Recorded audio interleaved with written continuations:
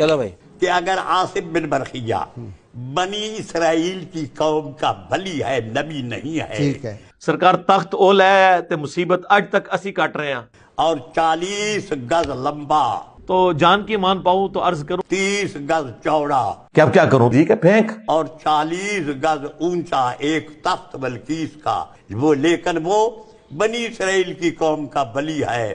وہ بھی نبی تھے، بڑے اعلیٰ تھے، لیکن سب نبیوں سے اعلیٰ و بالا ہمارے مصطفیٰ ہیں، لہذا حضور غوث پاک کی کرامات عاصم بن برقیہ سے زیادہ ہوگی. اور جی تخت بلقیس آ گیا تھا جی، آیا تھا، کون نہیں مانتا، جو نہ مانے کافر ہے. لے آؤ وائٹ ہاؤس، اسلام آباد میں مارگلا کے اوپر وائٹ ہاؤس سجاؤ، پوری دنیا میں بریلوی کر لو، کرو نا، کچھ کر کے بھی دکھاؤ نا. اس نسبت کے اعتبار سے اگر میں یہ کہہ دوں کہ آپ 12 سال کے بعد وہ بیڑا بھی نکال سکتے ہیں تو اس میں کوئی تعجب کی بات نہیں. لاکھ دی لعنت ہے جی ایسے لوگوں ہوتے ہیں. لو سامو اب اس واقعے کا ان کے بزرگوں کے ساتھ کیا کہتے ہیں، نہیں جی وہ اگلے انبیاء کے امتی اگر کر سکتے ہیں تو اس زمانے کے کیوں نہیں کر سکتے. سرکار کرو نا، کر سکتے نہیں کرو. میں گیا وہاں گھر میں تو ایک شخص نے مجھ پہ اعتراض کیا، تو سب تو وڈا ہو ہیں، وہ کہنے لگا تیرے بابے تے شاہی کوئی نہیں، بابے تے شاہی کوئی نہیں. کہ آپ کہہ رہے تھے کہ حضرت روٹی نکال کر کے دے دیتے تھے قطب الدین بختیار کاکی. خود تو بابوں کے شیر اور پتہ نہیں کیا کہ بڑی معرفت کی گل کی ہے، جڈا بڑا کوڑ مارے ہوتا ہے معرفت کہہ کے انہوں بیان کرتے ہیں. میں نے کہا حضرت زہر علیہ السلام پورا 100 سال تک ان کا کھانا پڑا رہا، جب 100 سال کے بعد اس کھانے میں وہ اسی طرح گرم تھا، اس میں کوئی بارش نہیں ہوئی تھی، کوئی موسم تبدیل نہیں ہوا تھا. اگر زہر علیہ السلام کا کھانا گرم رہ سکتا ہے تو آپ حضرت قطب الدین بختیار کاکی اگر ٹھنڈے تالاب سے گرم روٹی کو نکال دیں تو نکل سکتے. کرامت کو ہم مانتے ہیں، کر کے کوئی کچھ نہیں دکھا سکتا، یہ ذہن میں رکھیے گا، کر کے کچھ نہیں کوئی دکھا سکتا. ایک ان کے پاس تخت بلقیس والا واقعہ ہے جس کو انہوں نے مس یوز کیا، اس کو تو میں بعد میں ڈسکس کروں گا، پہلے بھی کافی دفعہ کر چکا ہوں. کر کے کوئی نہیں کچھ دکھا سکتا. ہاں دعا کریں، ہم تو مانتے ہیں کہ اللہ کے نیک بندوں کی دعائیں قبول ہوتی ہیں، اس میں تو کوئی دوسری رائے نہیں ہے.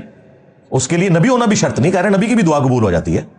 بخاری مسلم دونوں کے اندر آیا، سعید ابن زید کے اوپر ایک عورت نے جھوٹا الزام لگا دیا تھا کہ اس نے زمین دبا لی ہے. مروان بن حکم اس وقت گورنر تھا مدینے کا، اس نے سعید ابن زید کو بلوایا کہ یہ حضرت آپ کے خلاف یہ مقدمہ ہے. تو ان کے جملے سننے والے ہیں، انہوں نے کہا کہ میں نے خود اپنے کانوں سے رسول اللہ سے یہ بات سنی تھی صلی اللہ علیہ وآلہ وسلم کہ جس نے ایک بالشت زمین بھی کسی کی دبا لی، 7 زمینوں کا توق اس کے گلے میں قیامت والے دن ڈالا جائے گا. تو کیا میں رسول اللہ سے یہ بات سن کر بھی کر سکتا ہوں ایسا کام کہ میں کسی کی زمین دبا لوں؟ وہ انہوں نے کہا کہ یہ جو معجزات اور کرامات ہے نا، اس میں انجینئر صاحب کو سمجھ نہیں آئی ہے، چونکہ فاعل حقیقی اللہ ہے لہذا کچھ بھی ہو سکتا ہے. تو آپ ان کرامات کا مذاق نہ اڑایا کریں. اور وہ بار بار ایک ہی مثال، سیدہ مریم کو صرف پھل نہیں ملے تھے اللہ کی طرف سے، وہ ایک پیغمبر کی والدہ تھی، اس کی وجہ سے ان کے پاس فرشتہ آیا. اور جو اگلی بات ہے کہ بغیر خاوند کے ان کو اولاد ہوئی. تو پھر پورے طریقے سے کرامت ثابت کرو. مجھے ان بزرگوں کی لسٹ چاہیے جن کے باپ نہیں ہے. ہائے ہائے ہائے، ٹائم کیا مت ہے کہ مفتی صاحب لسٹ دو کدا پیو نہیں پلبدا. اگر تم نے عیسیٰ ابن مریم اور سیدہ مریم علیہ السلام کی مثالیں دینی ہیں تو مجھے ان بابوں کی لسٹ بھی چاہیے جن کے باپ کوئی نہیں ہے. تو آپ سمجھ رہے ہیں نا اس کا مطلب کیا ہوگا؟ ہاں، کرامت نہیں رہے گی، کچھ اور ہی بن جائے گا. اینج نہیں کرامتا بن دیا. معجزات اس لیے ہوتے ہیں کہ نبیوں کو اللہ نے منوانا ہوتا ہے، بابوں کو اللہ نے منوانا نہیں ہوتا. کرامت کا مطلب ہے کہ اللہ کا کرم ہو جائے. اور خود مفتی صاحب بھی مانے کسی کے اختیار میں نہیں ہوتا. جب اختیار میں نہیں ہوتا تو پھر آپ کیوں اس طرح کے کلیم کرتے ہیں؟ اچھا، پھر انہوں نے مثال دی جی وہ تخت بلقیس والا واقعہ. تخت بلقیس والا واقعہ ہم بھی عام حالت میں سمجھانے کے لیے اسے کرامت کہتے ہیں، لیکن اگر آپ اسے دقت نظر سے دیکھیں تو وہ کرامت ہے ہی نہیں ہے. کیونکہ قرآن میں الفاظ ہیں کہ ایک شخص جس کے پاس کتاب کا علم تھا، اس نے تو دعویٰ کیا. کرامت تو کبھی دعویٰ کر کے ہوتی ہی نہیں ہے. اگر یہ کرامت ہے تو اس سے پہلے جو جن کھڑا ہوا تھا وہ بھی صاحب کرامت ہے، کیونکہ اس نے کہا تھا میں آپ کی محفل برخاست ہونے سے پہلے اس تخت کو لے آؤں گا. اس تخت کو تو کوئی ہلا بھی نہیں سکتا. تو وہ بھی کرامت تھی. اس کو جن بیچارے کو پوچھتے ہی نہیں. یہ بھی کرامت کوئی نہیں ہے, اس کے پاس کتاب کا علم تھا. اور مفتی صاحب سے اسی پوڈ کاسٹ میں غلطی ہوئی, کہتے ہیں انجیل کا علم تھا. انجیل تو کئی سو سال بعد نازل ہوئی ہے مفتی صاحب, انجیل کا علم نہیں تھا, کتاب کا علم ہے. اور اس طرح کا علم آج بھی اگر کسی کے پاس ہے تو کر کے دکھاؤ. انجینئر صاحب نے پڑھے ہے, وائٹ ہاؤس غائب کرو, مارگلا عزت رکھو, پورے پاکستان میں بریلوی دیوبندی کر لو. ہاں, اصحاب الکہف کا 300 سال تک سوئے رہنا یہ کرامت ہے, لیکن اس کرامت کا بھی اینڈ یہ ہے کہ اصحاب الکہف کو خود بھی پتہ نہیں چلا وہ کتنا عرصہ سوئے رہے ہیں. جب وہ اٹھے ہیں تو کہ کہہ رہے ہیں کہ ہم دن یا دن کا کچھ حصہ سوئے ہیں, ان کو پتہ ہی نہیں تھا 300 سال. یہ کرامت کا اینڈ یہ ہوتا ہے. اور یہ کرامت کے ذریعے کہتے ہیں بس کرامت ہو تو فائل حقیقی اللہ ہے, جو مرضی منوا لیں, اس کا کوئی اینڈ نہیں ہوگا بھائی. آج کی ڈیٹ میں کرامت نام کی کوئی چیز نہیں ہے. یہ کیٹاگوریکلی مجھ سے سن لیں آپ, کرامت زیادہ سے زیادہ یہ ہے کہ آپ کوئی دعا کریں, اللہ تعالیٰ آپ کی دعا سن لے. کر کے کچھ نہیں دکھا سکتا. کر کے اگر کوئی دکھا سکتا ہے تو صرف پیغمبر دکھا سکتا ہے. یہ ذہن میں رکھیے گا, کیونکہ اس کو اللہ تعالیٰ نے منوانا ہوتا ہے. یا پیغمبر کی موجودگی میں اگر کوئی معجزہ ہو کسی صحابی کے ساتھ, جس طرح سلمان علیہ السلام کے درباری کے ساتھ ہوا, یا نبی اسلام کی مبارک زندگی میں اور صحابہ کے ساتھ بھی کئی معجزات ہوئے ہیں, صحیح بخاری میں رپورٹ ہوئے ہیں, مسلم میں رپورٹ ہوئے ہیں, وہ نبی کا معجزہ ہوتا ہے. نبی کے دنیا سے جانے کے بعد کرامت والا معاملہ ہے, اور وہ زیادہ سے زیادہ یہ ہے کہ آپ دعا کریں اور دعا قبول ہو جائے. کر کے کوئی کچھ نہیں دکھا سکتا. ورنہ مجھے بتائیں, جو میں نے بابوں کی بٹی پلید کر دی ہے, اور یہ بابے واقعتاً ان کے نزدیک اولیاء اللہ ہیں, کسی ایک کو تو غصہ کھا کے قبر سے نکلنا چاہیے تھا, جیلم اکیڈمی کا چکر لگانا چاہیے تھا. ہمارے وہ خادم رضوی صاحب کہتے تھے جی امت مر جائے, امام مالک فرماندے نے کہ نبی دیاں گستاخیاں ہو رہی ہیں, امت کچھ نہیں کر رہی. امام مالک فرماندے تھے پھر امت زندہ کیوں ہے, پھر مر جائے ساری, پھر مر جائے ساری. پوری عالم اسلام اس وقت یا تو مر جائے, یا تو مر جائے سارا عالم اسلام, یا پھر حضور کی عزت پر پہ رہ جائے. بس دو باتوں میں سے ایک بات ہے, بس یا سارا اکٹھا ہو کے مر جائے تو یا پھر فرانس کو جواب دے. تو میں کہا بابا جی چھاڑ دو, امت کیوں مرے, بابے مر جان جڑے نگاہ مارتے سن. امت کے پاس تو اختیار ہی کوئی نہیں. بابے کدھر مر گئے, انہوں نے اپنے نبی کا کلمہ نہیں پڑھا ہوا, نبی کی محبت ان کے ایمان کا حصہ نہیں ہے. ان بابوں کو پوجا ہی تم لوگوں نے اس لیے تھا کہ یہ نبی کے وفادار ہیں. آج کدھر ہیں, نگاہیں مار کے یوٹیوب سے ویڈیوز کیوں نہیں ڈیلیٹ کرواتے, ریٹائرمنٹ لے لینے.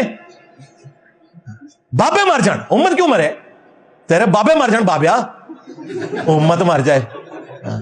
کہانی کراتا رہا پوری زندگی, لوگ بھی جناب معصوم آ رہے ہیں واقعی جی, اور بابے کے دربار پہ جی 1000 سال تو بابا پال رہا ہے. اسی بابے نو پوچھنا کہ کدھر ہے بھائی, ڈیلیٹ کروا ویڈیوز, کہانیاں بنائی ہوئی ہیں. اس طرح کچھ نہیں ہوتا بھائی. کرامت نام کی کوئی چیز اس طرح کی نہیں کہ کوئی کر کے بتا سکے. پرانی امتوں کی مثالیں دینا بالکل غلط بات ہے, وہ معاملہ ہی الگ تھا. ختم نبوت کے بعد یہ چیزیں اس طریقے سے بین ہے. ہاں دعا ہو سکتی ہے, وہ قبول ہو, وہ کئی دعائیں ہیں جو قبول ہوئی ہیں, اللہ کا شکر ہے. ہر بندے کے ساتھ اس طرح کے ایکسپیرینسز ہو جاتے ہیں, لیکن کوئی کر کے نہیں دکھا سکتا کہ میں یہ کرنے لگا ہوں تو ان کر لو, ورنہ یہ کچھ کر کے دکھا دیتے نا.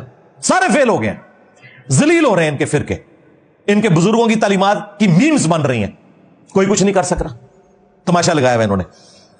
اور پھر کہتے ہیں نہیں کرامت وہی ہوتی ہے جو خلاف عقل ہو. بالکل ایسا ہی ہے, خلاف شرع تو نہیں ہو سکتی نا. جی خالد ابن ولید نے بسم اللہ پڑھ کے زہر پی لیا, توبہ توبہ, زہر پینا ہی حرام ہے, یہ کوئی کرامت نہیں ہے, یہ جعلی واقعہ ہے, یہ روایتی درست نہیں ہے. میں نے کئی دفعہ ویڈیوز میں ڈسکس کیا. اس کے الٹ حدیث ہے, بلکہ یہ الٹ ہے. حدیث یہ ہے بخاری مسلم میں کہ جس شخص نے دنیا میں زہر پیا اور وہ مر گیا تو جہنم میں اس پہ آگ کا عذاب تو ہوگا, ساتھ یہ بھی ہوگا کہ بار بار زہر پیے گا, اسی طریقے سے منہ سے جھاگ چھوٹے گی, پھر مرے گا, پھر زندہ کیا جائے گا. جس نے دنیا میں چھرا مار کے اپنے پیٹ میں خودکشی کی, دوزخ میں ایک چھرا اس کے ہاتھ میں دے دیا جائے گا, وہ بار بار اپنے آپ کو قتل کرے گا, پھر مرے گا, پھر زندہ ہوگا, پھر قتل کرے گا. جس نے پہاڑ سے گرا کر اپنے آپ کو خودکشی کی بلندی سے, یا ہمارے وہ پیر بگوڑے شاہ کی طرح مینار پاکستان سے کود کے خودکشی کی اس نے, تو اسے بار بار پھر مینار پاکستان سے پھینکا جائے گا. اس پہ امام بخاری نے باب باندھا ہے کہ زہر پینا حرام ہے, جو کام کرنا ہی حرام ہے وہ کرامت کہاں سے بن گئی. یہ کرامت بنا کے پیش کرتے ہیں.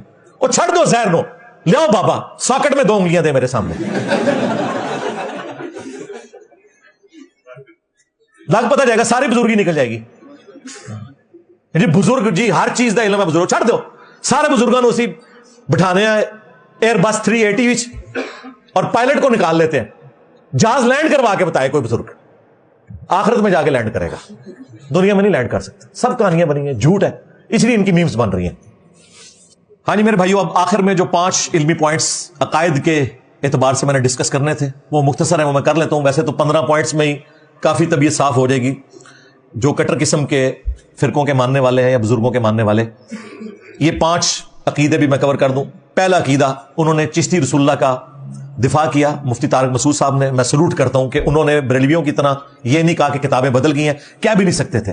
1944 میں تو تھانوی صاحب فوت ہوئے ہیں، 80 سال ہوئے ہیں مشکل سے. آج 2025 ہے 6 اپریل. السنت الجلیہ فی الچشتیۃ العلیہ میں انہوں نے دفاع کیا. اب مفتی صاحب کو پتا تھا کہ کام انہوں نے غلط کیا ہے. انہوں نے کہا کہ چونکہ معین الدین چشتی کی بزرگی مانی ہوئی ہے، لہٰذا اگر ان کی باتوں میں 99 مطلب کفر کے نکلیں گے، ایک اسلام کا، تو ہم اسلام کا فتویٰ دیں گے، اگرچہ اس طریقے سے کلمہ پڑھانا غلط ہے. بھئی کہنا کیا چاہ رہے ہو؟ کلمہ پڑھانا بھی غلط ہے، پھر دفاع بھی کریں گے، کہتے ہیں بزرگی مانی ہوئی ہے. بزرگی تو غلام احمد قادیانی دجال کی بھی مانی ہوئی تھی. مناظر تھا مسلمانوں کا، حنفی سنی تھا. جب اس نے دعوی نبوت کیا، اصل میں تو دماغ خراب ہوا ہے اس کا آخری 5 سالوں میں، 1903 سے 1908 کے درمیان. اس سے پہلے تو وہ اور باطل تعویلات کرتا تھا. امتی نبی ہونے کا دعویٰ اس نے اس وقت کیا، تو پھر اس کی بھی خدمات ہے. جی بزرگوں کی بزرگی چونکہ مانی ہوئی ہے. بھائی کہاں سے مانی ہوئی ہے؟ ان بزرگوں کا واحد تعارف ان کی کتابیں تھیں اور وہ ساری شرک کا پلندہ ہے. ہمارے نزدیک تو ان کی بزرگی نہ ماننا ضروری ہے. اگر کشف المحجوب شرکیہ کتاب ہے تو علی بن عثمان اجویری کی بزرگی ثابت نہیں ہوگی، کیونکہ ایکسٹرنل سورس کوئی نہیں نا ہمارے پاس. صحابہ اور اہل بیت کے لیے ہمارے پاس ایکسٹرنل سورس موجود ہے، قرآن و سنت. اور یار بابا گرو نانک کو بھی مسلمان مانتے ہیں، بابا بلے شاہ کو بھی مانتے ہیں، نچ کے مرشد بنایا سی. یہ تو کوئی کرائٹیریا نہیں ہے.